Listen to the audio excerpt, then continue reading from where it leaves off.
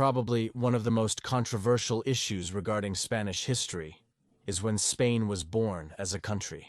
After all, it came about through the progressive merger of various kingdoms and political identities that had their own identity at the time, which is why various languages and linguistic variations are spoken to this day. The political representation of this fact is still embodied in the term historical nationality, included in the Spanish Constitution. Interested in exploring this? All right, then stay until the end of the video.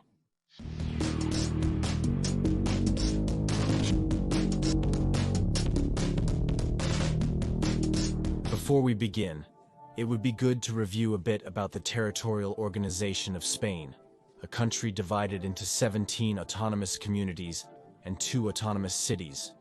According to Article 2 of the Constitution, the right to autonomy, to nationalities and regions is recognized. There goes the term historical nationality, and it alludes to indissolubility, which does not give rise to independences or separatisms. But that is another story. The point is that the autonomous communities refer to the first division entities of the country, something that was restored since the 1978 Constitution that succeeded the regime of Francisco Franco, where there was greater centralism. Each community has its own institutions, representatives, and some legislative, executive, and administrative competencies. Even some have their own official languages. Now it's time for us to determine which of the autonomous communities have the status of nationality. That is, those that declare themselves with a collective, linguistic, or cultural identity different from the rest of Spain. 3 communities already had this designation during the Second Spanish Republic, that is, prior to Francoism.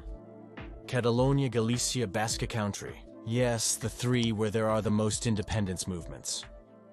Another 5 communities that have determined themselves in their statutes as autonomous communities are Andalusia, Aragon, the Balearic Islands, the Canary Islands, and the Valencian community. In total, Spain has 8 historical nations and 9 autonomous communities that have the rank of region. Now it's time for us to focus on the historical nationalities. Let's start with the 3 main ones that already had a statute since the Second Republic, and where the autonomous sentiment is strongest. No surprise that this is where the greatest number of separatist desires exist, as not too far back in history, there was a failed referendum for independence in 2017 followed by demonstrations against the Spanish government. Probably the Catalan language is the main identity factor of these people, which is a Romance language of an independent subdivision to Spanish or French, the Occitano Romance languages. Although, of course, its existence as a historical independent country is somewhat questionable, and this was discussed in more detail in this video. Galicia also has its own language, Galician, which follows the same branch as Spanish and Portuguese. That is, it is an Ibero-Romance language.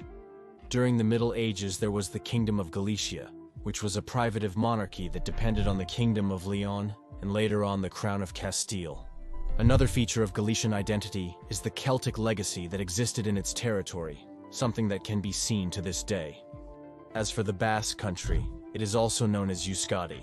As you may know, they also have their own language, Basque, which is neither Romance nor Indo-European, but an isolated language that has no relation to any other living language in the world. For this reason, there are also strong separatist sentiments, and this is probably where the violence erupted the most. Yes, I'm referring to La Euskadita Azkatazuna, a now disarmed terrorist group that operated in Spain and was responsible for over 850 murders without achieving its separatist objective. Now let's talk about the other 5 autonomous communities with nationality status, where the separatist desires may be non-existent or very mild.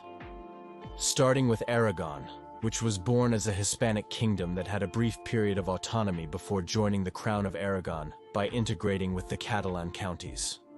It also has its own language, Aragonese, an Occitano Romance language just like Catalan. The difference is that currently Aragonese is spoken by only about 10,000 people, and it does not have official status in the autonomous community of Aragon, which only recognizes Spanish. Then we have the Valencian community and the Balearic Islands, which were also part of the Crown of Aragon. If you are observant, you will notice that these four communities have a similar flag, whose colors come from the crown of Aragon. Likewise, these last two communities also have Catalan as an official language. In the case of the Valencian community, it is known as Valencian, considered a linguistic variety of Catalan. Although in these two communities the desire for independence is practically nil, there are somewhat radical currents that advocate for pan-Catalanism. That is, the nascent country of Catalonia should also include the Valencian community, the Balearic Islands, and even territories from other countries where Catalan is spoken, such as Andorra or French Roussillon. Something practically impossible to achieve these days. The point is that there is no doubt that before unifying with Castile, the Crown of Aragon left a legacy that endures to this day. The next historical community with the rank of nationality is Andalusia, the most populated in the country and the second largest, which also occupies the southernmost part. The Andalusian identity factor is found in its toponymy, as it comes from Al-Andalus, the name given to the Iberian territories during the Muslim occupation. Remember that the reconquest was from north to south, so Andalusia was the territory where the Islamic influence remained the most. In fact, the last Muslim kingdom to fall was Granada, which today is a province within Andalusia. Likewise, the most important caliphate established in Spain was that of Córdoba, also within the community. And not to mention their accent, which is so typical of all Andalusians and sounds like this. Can you speak Andalusian? We're about to genuinely teach you, gentlemen. Andalusian is needed. Andalusian is necessary. Andalusian is the Spanish of Andalusia, with a denomination of origin, with its own identity. It is the Spanish of culture. Finally, we have the Canaries, which have the particularity of being located on the African continent and having a Berber past. The Aborigines of the Canaries were known as Guanches, and their descendants, estimated between 15,000 and 20,000, are still present in Tenerife.